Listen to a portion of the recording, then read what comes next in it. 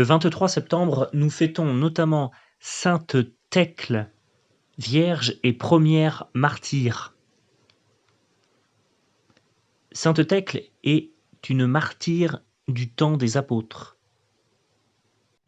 Les saints-pères l'ont appelée avec enthousiasme la femme apostolique, la fille aînée de saint Paul, la proto-martyre parmi les femmes, comme saint Étienne fut le proto-martyr parmi les hommes.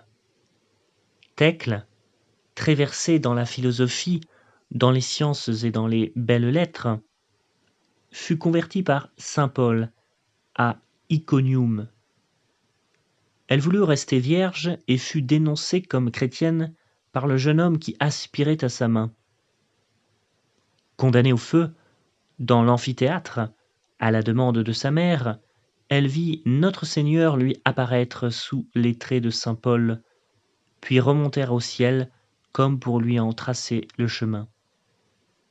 Pleine alors d'un courage tout nouveau, elle s'arme du signe de la croix et monte, rayonnante de joie et de beauté, sur le bûcher.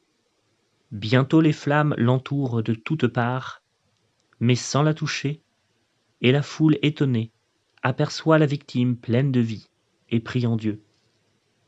Nouveau miracle, un nuage s'abat sur le bûcher et en éteint les flammes.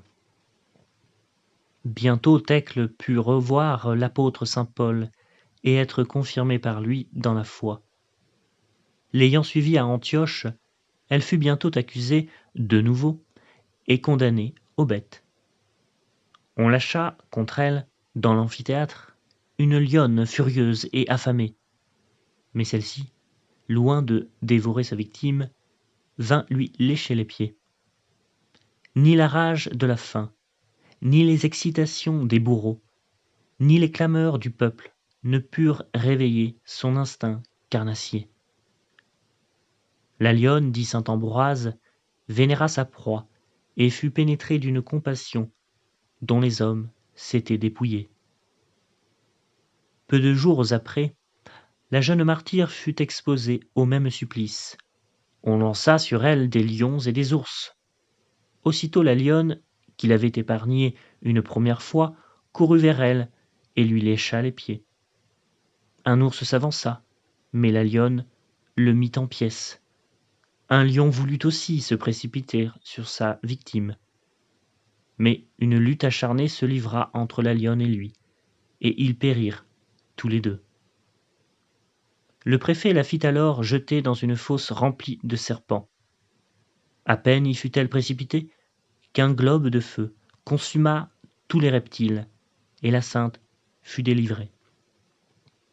L'ordre fut donné d'attacher chacun de ses pieds à des taureaux furieux, pour l'écarteler.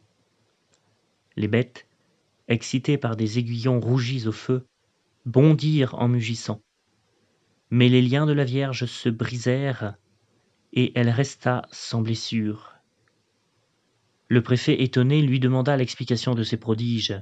« Je suis, dit-elle, la servante de Dieu, maître de l'univers. » Thècle, rendue à la liberté, revint dans sa patrie pour y prêcher la foi, et y mourut à l'âge de 80 ans.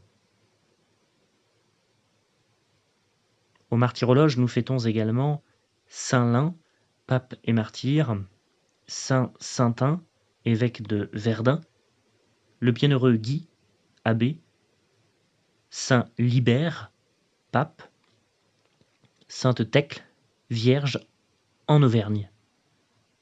Pratique, ayez un grand zèle pour entendre la parole divine.